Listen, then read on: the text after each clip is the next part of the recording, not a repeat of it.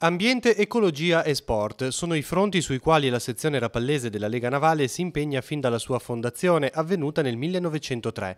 Il sodalizio ha concluso un progetto di spongiocultura per disinquinare le acque del porto di Rapallo, un piano che può essere sviluppato in altri approdi nazionali, e ha portato a compimento un piano di recupero degli oli esausti domestici con il posizionamento di appositi contenitori, 1500 quelli consegnati ai ragazzi delle scuole.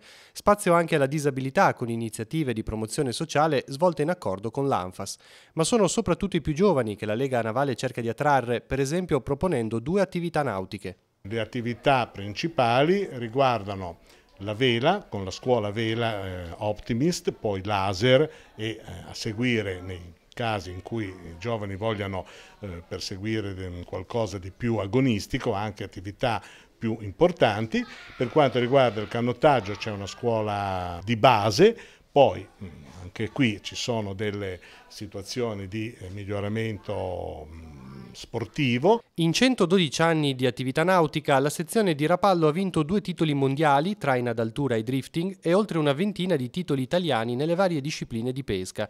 Quest'anno, nel campionato italiano di traina costiera che si è svolto ad Alassio, la Lega Navale Rapallese ha conquistato il podio con un primo, secondo e terzo classificato, un risultato ottenuto anche grazie ai giovani iscritti.